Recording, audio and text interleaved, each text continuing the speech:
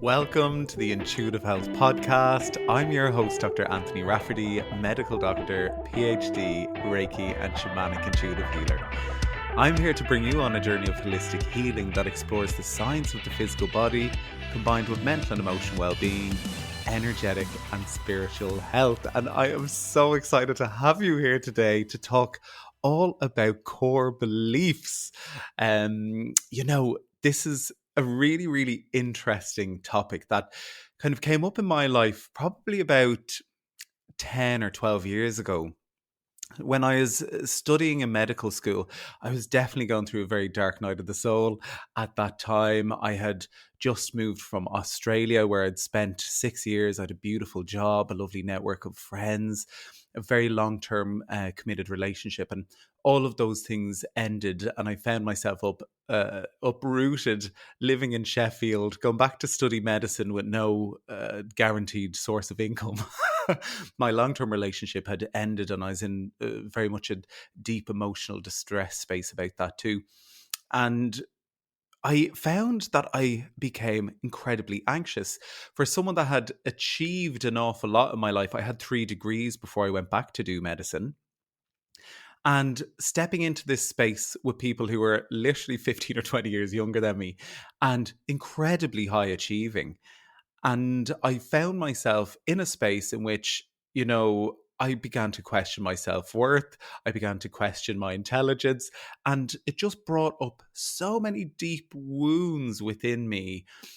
And I really, really found that I got quite anxious. And I was suffering from panic attacks at the time, which were completely new for me. I'd never experienced anything like that before. And the sense of kind of competition within this space and the narrative that we were sold of work together, but you're all competing against each other was just so conflicting and discombobulating for me. And I didn't quite fully understand it at the time. And in an attempt to actually get to grips with the anxiety that I was feeling and understand it a little bit better. Obviously, I found my way to the Buddhist Center, which I've talked about in other podcast episodes. I learned how to meditate and quiet my mind, regulate my nervous system, and all of these wonderful tools began to come into play. I didn't quite realize for many years, actually, until I went on a journey with the gut microbiome, the importance of our nutrition, that food is medicine, exercise is medicine, sleep is medicine, all of these wonderful things I was taking for granted. But one of the key things that I kind of went on a journey with at that time were the principles of cognitive behavioral therapy. And the concept of core beliefs, or schemas, they're known as in CBT, basically are belief patterns or structures we have in our mind about ourselves, other people, the world. And basically, they're central ideas or themes that shape our lives. They shape our thoughts, they shape our emotions, they shape our behaviors. And I went deep into kind of looking at some of these core beliefs at that time to kind of identify what was being deeply held within my body that was creating influence over the experiences that I was having in my life at that time.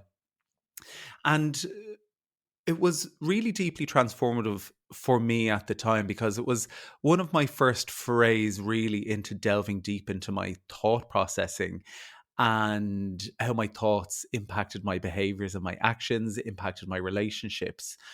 And it really began to kind of make me realize the limits that I was placing upon myself with some of these deeply ingrained ideas of myself and the world around me.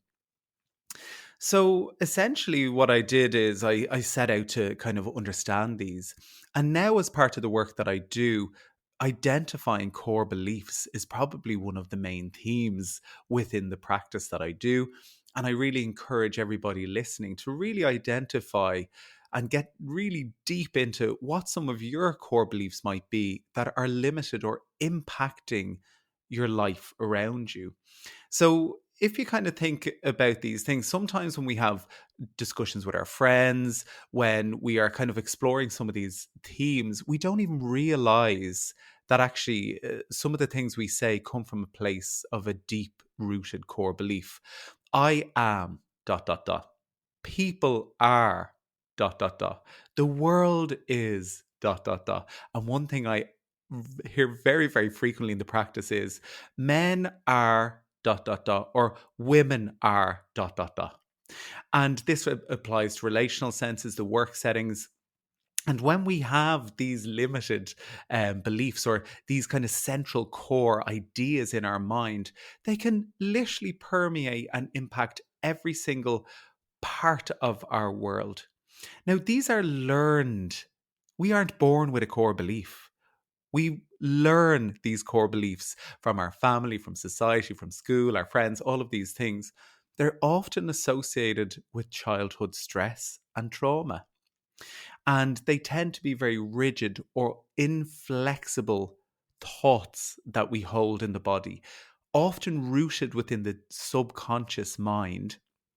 So it's important to do a dredge of the subconscious to allow it to come into the conscious so we can actually begin to work with it and shift those beliefs.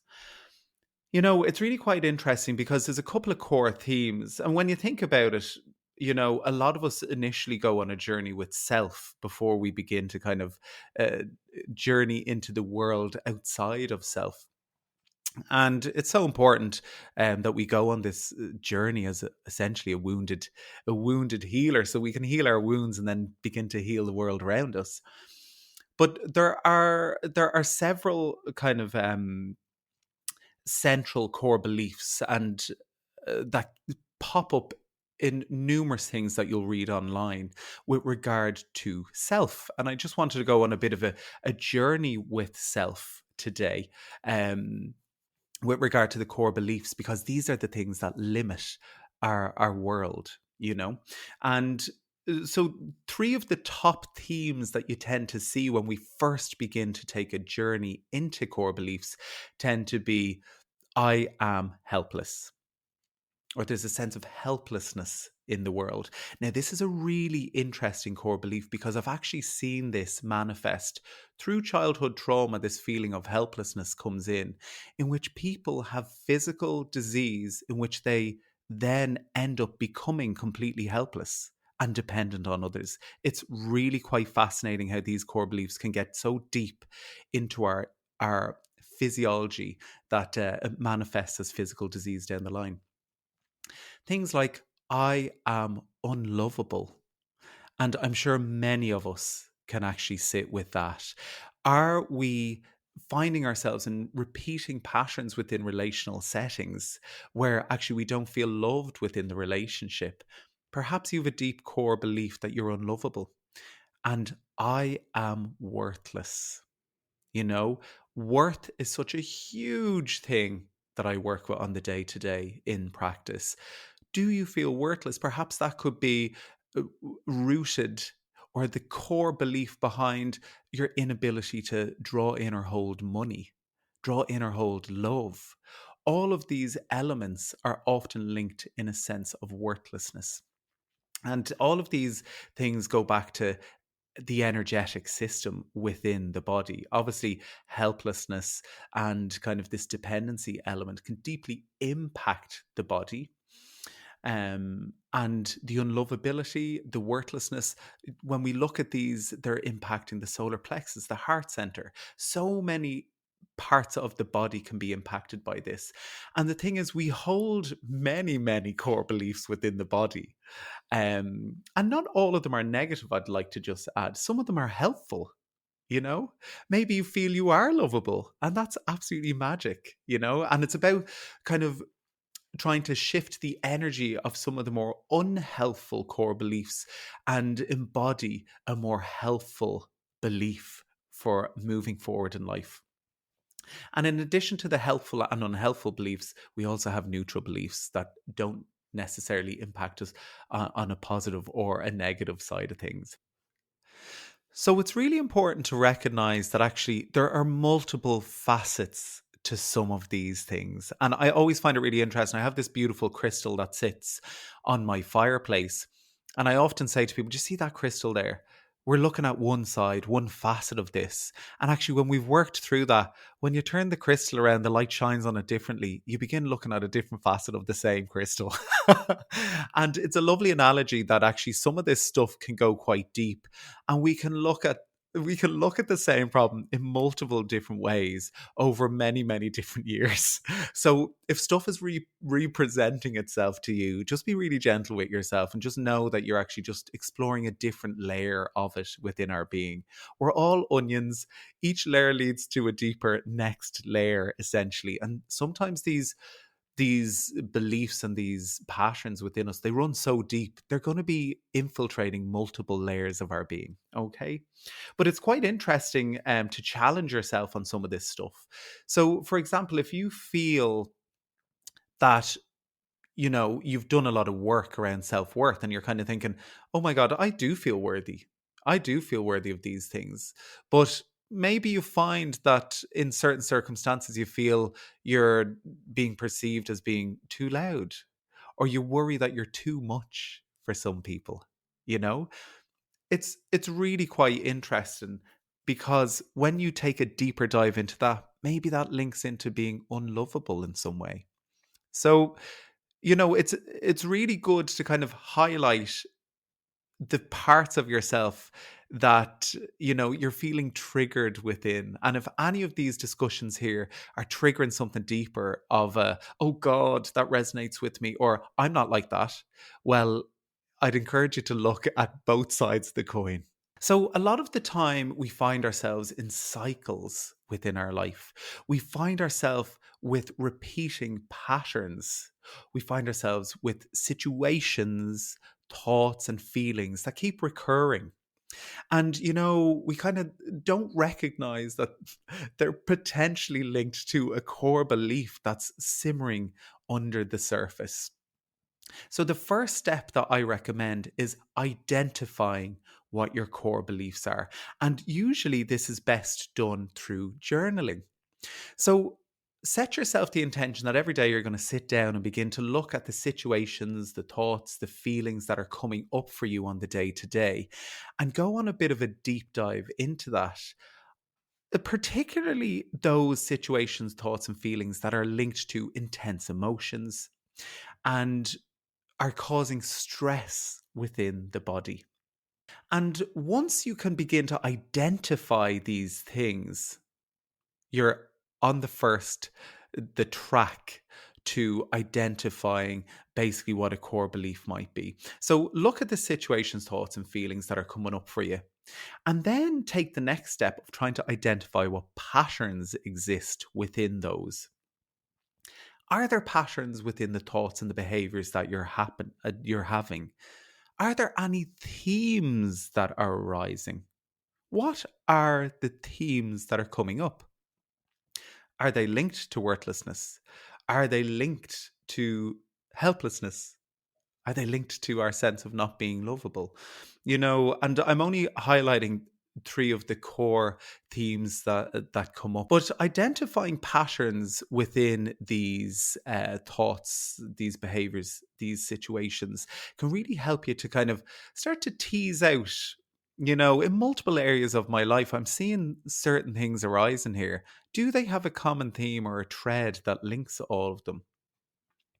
Once you begin to put the pieces together and you can start to see that there's threads linking these things, and perhaps that's actually, linked to boundary related issues. Are you playing it small in life? Are you people pleasing? Are you settling in certain areas? What are the common themes of stress or friction within relational settings? Have a little look at all of these elements, bring them all together. Now, once you've kind of identified what theme is going on there, whether there's a common thread, begin to actually really tease this apart. What shaped those themes or the beliefs in which these cycles are occurring? Begin to actually take a much deeper dive into this, because this is where you'll begin to understand the core beliefs that are going on within us. And the thing is, sometimes it takes further and further and further explanation. Something might not resonate with you. And this is why I encourage you to come into the body with this. When I journal about my core beliefs, they tend to go quite deep. And I get to a point in which I'm like, actually, this is cool. This must be it. And then I'm like, no, this is only another piece in the puzzle that's leading me deeper into the core belief. So just be really gentle with yourself on the journey, but come into the body. Close your eyes when you're actually journaling about some of this stuff. Ask your body, where am I holding this? Is there an energy center? Is there an organ? Is there a place in the body in which you are holding the core belief or the belief structure that's leading you to the core belief? Really go deep into the body. Where are you holding it? Where do you feel tension? Where do you feel some darkness? Where do you feel some tightness? Maybe there's some numbness or some tingling. And then really go into that and begin to actually ask yourself, what age am I? What age am I when that rose? Going deep into the energy within the body. Does it have an age? Are there any memories starting to come? Are there any memories starting to come when you're sitting with the energy in the body of what's happened for you?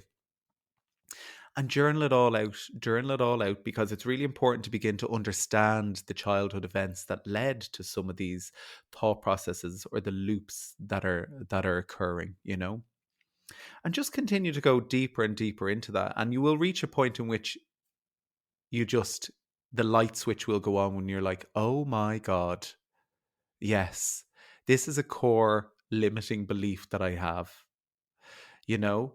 And it could be, I am not worthy. I am a failure. I am helpless. So it's important to go deep into some of this stuff and start to see, actually, this all stems from this really soft part of me that got wounded when I was younger. And that's the beautiful part of yourself that you're going to begin working with to call back. um, and going into the body and asking the body to give you the memories and the age of this beautiful version of yourself. It's so important. It's an important part of the process that's often missed. So it's really quite interesting that some people say to me, but I've identified what my core belief is. And these patterns keep presenting themselves to me. Like, I keep meeting these emotionally unavailable men. I keep meeting these avoidant people in my life. I keep having issues within my friendships, And if you've identified the core belief, that's absolutely amazing. But it all comes down to the energy at which we vibrate at, the frequency and the vibration. So some of these core beliefs that are unhelpful, we're going to be vibrating at a lower energetic level with some of these things because they're limiting. They're negative views on ourselves, on the people around us, on the world. And we will continue to draw in that energy until we have dealt with the wound and shifted the vibrational frequency of it within the body so that we can then draw in a higher vibrational energy. So if we have identified that we keep drawing in certain behaviors, that certain patterns keep occurring in our lives, instead of avoiding it, go deep into it. Usually the things that we have a tendency to avoid, that's where the treasure is. It's about understanding the passions of behavior. But that in and itself isn't enough unless we shift the energy of the belief as well. And it's so interesting because some people come through to me and they're like, I've been in therapy for 10 years and I haven't been able to shift this. And I'm like, actually, that's because you haven't shifted the energy. It's still embedded in the body. But they've talked about it until they're blue in the face, but it hasn't shifted the energy. And sometimes that's because we're deeply fearful about going deep into actually the root or the core of why this behavior actually arose in the first place. So maybe you have a thought that you're at the core belief stage. Maybe you haven't gone deep enough into the shadow element of that to really truly identify what the core belief is that needs to be shifted. It's just a pattern you're seeing arising. So it's really important that once you've identified, keep digging deep, go deeper and deeper and deeper, understand where it came from, what it's linked to, and challenge yourself before we move on to actually shifting the energy of it so that we can draw in a higher vibration within our world with regard to the people, the places, and the experiences that we want to have. So once we've identified what situation, thoughts, and feelings are giving rise to the core belief patterns, and then we've begun to understand why they've come to be in our life through our childhood traumas, begin to challenge yourself. That's the third step. Challenge yourself. What would life look like without this limiting belief? What would it look like without the limiting beliefs that I have about, all of these things that are going on in my mind that keep me restricted or keep me in a space that is limiting my full potential or limiting my view of the world. I tend to say to people, when we grow up with childhood trauma, when we grow up in a world in which society gave us blinkered view of things, we're seeing maybe the 10% of the pie chart that we've been exposed to. And we don't realize that actually there's a whole other 90% of the pie chart out there when we take off the blinkers. And the core beliefs keep the blinkers on. They keep us in the 10% of what we're familiar with, what we are aware of from our conditioning, from our behaviors in childhood, and how people responded to those, how we responded to other people's behaviors and thoughts and emotions and all these really wonderful things, but quite complex that cause deep wounding within us oftentimes. So, I think it's amazing to actually begin to take the blinkers off when you dredge up the core belief structure within the subconscious and begin to challenge yourself about what life would look like when the blinkers are taken off. What other 90% exists out there? What beautiful energy can we draw in by releasing the limitations and the restriction of the core belief? So begin to really challenge yourself and write down everything that could potentially be super magical and wonderful if you were to drop the core belief, because you're beginning to actually shift the mindset then of stepping into a space of hope and potential for what could potentially come down the line. Now you've identified something that's been operating in the shadows, in the subconscious for some time. And that challenge to really go deep into that and write down all the wonderful things that could come into your life, wonderful experiences that you might have when you begin to shift the energy of the core belief. Now, sometimes, and a lot of talk therapy or CBT will kind of end at that time. And you've kind of identified it, what your core belief might be. You've understood the process through your childhood conditioning, and you begin to challenge yourself about where you can go moving forward with this. But I tend to work on a very deep energetic level. So I love to include somatic practices, like breath work or dance to shift the energy of it. So often when I journal about things and I'm going deep into some of my core belief structures, when I'm going through an expansion period and I'm diving deep into my subconscious, I'll journal about it all. I'll write all these things that I want to shift beliefs about onto paper, and I'll burn it in a fire ceremony. I'll literally read each individual statement out. I'll blow it into the paper, releasing the energy from my body into the paper, and then I'll burn it. Fire ceremonies, I do them nearly daily when I'm doing my journaling. Every time I journal, I write something down that needs to be released. And there's a beautiful, kind of ceremonial element to that I love through the shamanic work that I do. But I just love the whole practice, and it's actually a tangible way of me writing and releasing. But then if there's some big stuff that needs to be shifted, I'll set an intention going into a deep breathwork session, a conscious connected breathwork session, a pranayama session. I will set the intention to clear the energy of X, or I am clearing the fear of X, or I'm clearing the core belief of X. And I will go deep into that breathwork session with the intention to clear that energy. And that has been so powerful for me. And similarly with things like ecstatic dance. And I love doing this at home by myself. Sometimes I'll put in my headphones. I have a couple of ecstatic dance playlists, like deep drumming music.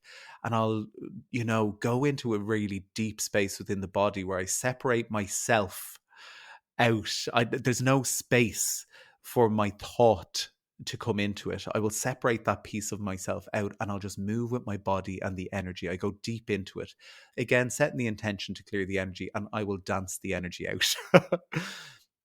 There's also wonderful practices like EMDR or tapping that can be quite beneficial for shifting kind of core beliefs. But it's really important to kind of identify what the belief structures are, and then go on a journey to kind of shift or change them. So they're the kind of key steps that I would use on my journey with a lot of this. So it's identifying, understanding, challenging, and releasing. And they're the main steps that I personally tend to take. And they're steps that my clients uh, find hugely beneficial as well. Now, I just wanted to actually give you a bit of an example as to what I've been journeying with. So, a lot of the stuff with regard to self worth, that has been something that I identified many years ago. And that is a journey that I am still on with regard to the self worth piece. And, I've absolutely gone on a journey with helplessness as well, and unlovability. I've gone on a journey with all of the key elements of the journey with self that I've highlighted earlier in this episode. But what's really interesting is I'm going deeper and deeper and deeper with some of this work, going deeper into the shadows. And perhaps you're on a journey at the very beginning where you're only starting to touch into, oh God, do I not have a very good sense of self worth? Or perhaps you've processed a lot of that stuff and you're going much further into the shadow element of what's in the body. And one thing that I've noticed repeatedly coming up for me is a scarcity mindset. And, I've began to go really deep into this over the last few weeks because, I was finding that the scarcity initially was kind of presenting itself with regard to fear around money. Obviously, as a business owner, I constantly checking the bank account, making sure that bills were paid. And you're on this journey, especially with someone who works in the way that I do, of wanting to help as many people as possible. And through my kind of deep shamanic training, I want to do that on a donation based system. But obviously, we live in a society that inflation is rapidly occurring, and it's kind of like meeting this need to pay all the bills, but also making sure you're fulfilling your soul's call and your destiny in this world. So I really find that can be really a big struggle, like breaking free from the scarcity mindset when it comes to money. But it's quite interesting because the more I got into that, I started to realize, oh my God, this is playing out in other areas of my life too, with regard to time, with regard to space. I kind of felt like in my apartment, I was kind of going, there's not enough space here. There's not enough light for my plants, you know? And even with regard to things like, there's not enough time in my day to do all the things that I want to do. So I began to actually recognize, oh my God, scarcity is creeping into every single little part of my life at the moment to be looked at. So I thought, I'm going deep into this. So I began to peel back the layers. And what I realized when I began journaling deeply about scarcity was actually a deep fear of loss. And this kind of belief that, well, if I don't have it, I can't lose it. So if I don't have the money, I can't lose it. And then I began to go, oh my God, why would I have fear of losing it? Why would I have fear of that? And then I went even deeper into it. And then I was like, oh, actually, I have a deep fear of owning things, of ownership. Now, that really struck a chord with me when I recognized this, because actually, I've talked about this in previous podcasts where I went on a journey with anxiety and anxious attachment styles within relationships. But now I'm journeying on actually the parts of me that I was afraid to be vulnerable within, and the journey with avoidance. And I've realized I have held all of these energies, the energy of anxiousness and avoidance in my body.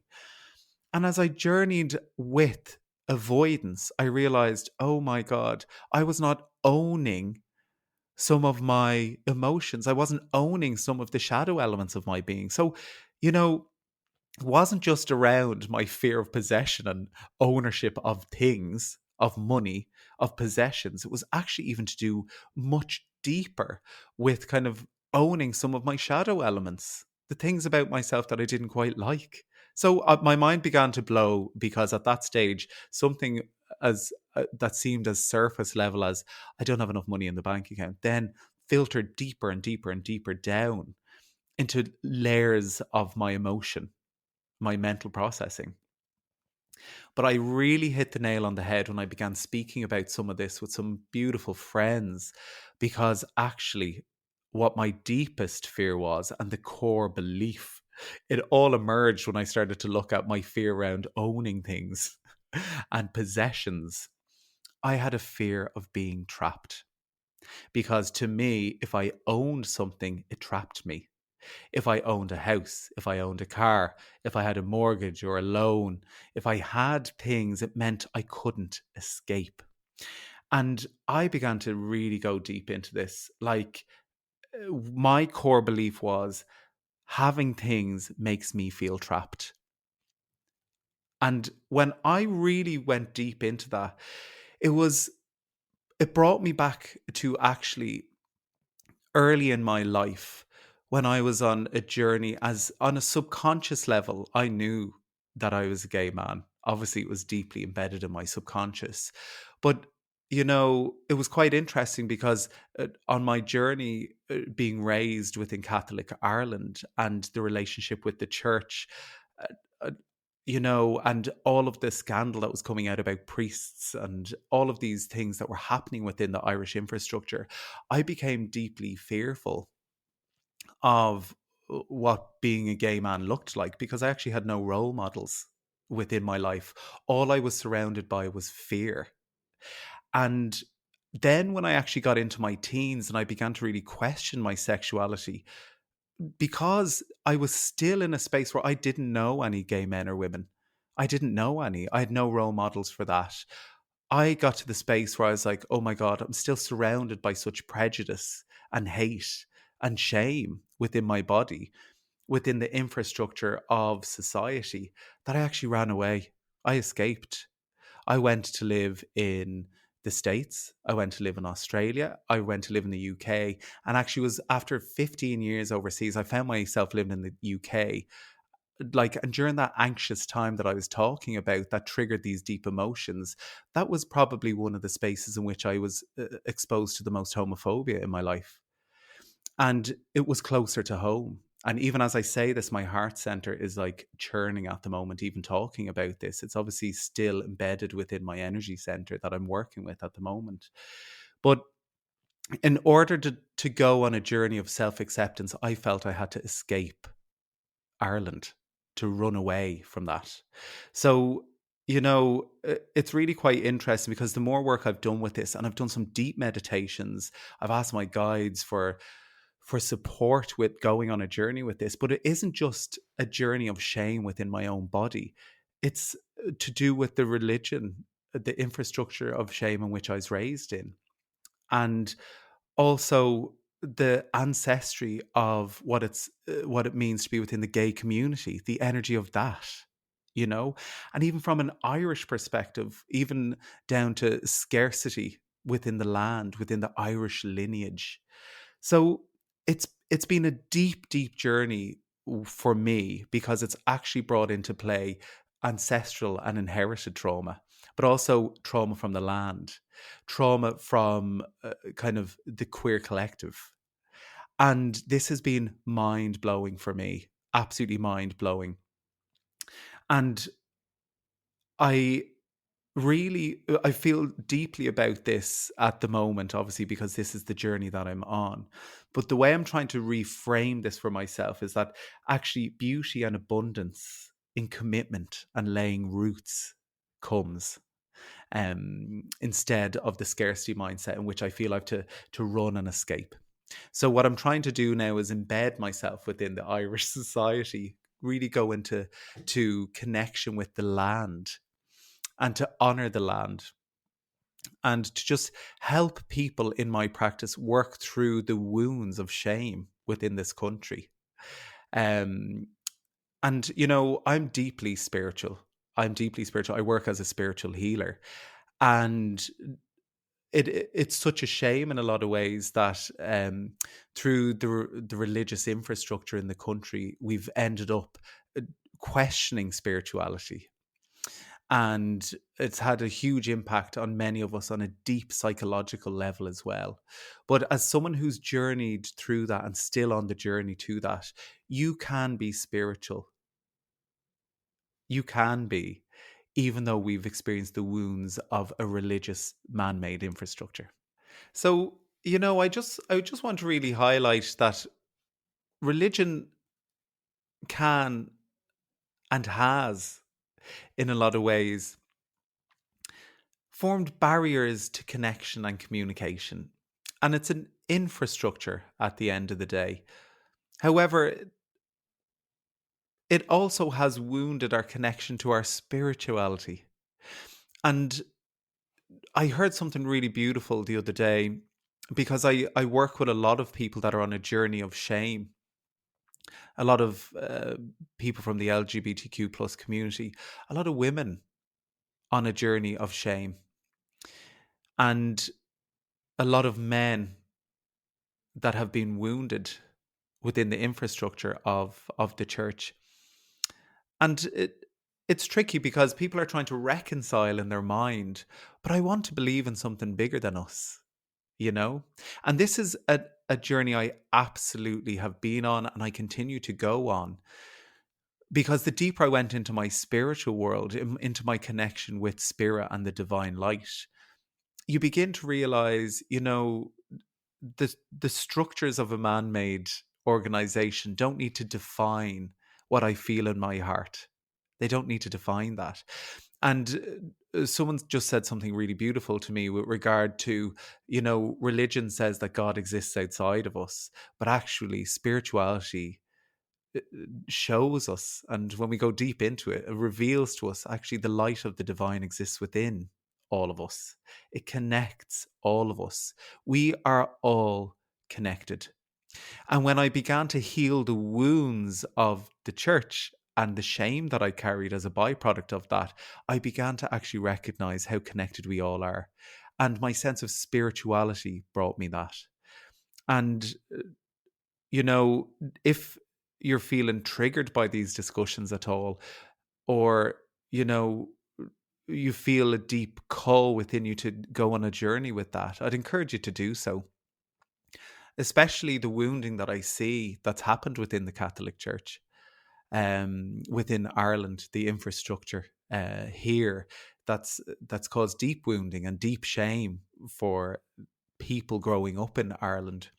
And I just want to be a safe space to hold them within that, to help them to reconnect to their spirituality and that beautiful divine light that exists within all of them. So I hope that this has touched you in some way today. And I hope that some of these key steps in working through identifying what core beliefs are and kind of being able to understand and challenge and release them, the energy of them at least, bring you on a journey back to the beautiful authentic light that you hold in the body.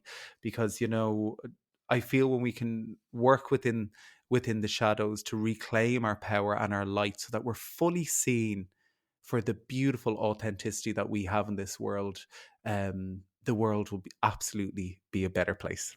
So sending so much love from my heart to yours this week ahead, Dr. Anthony.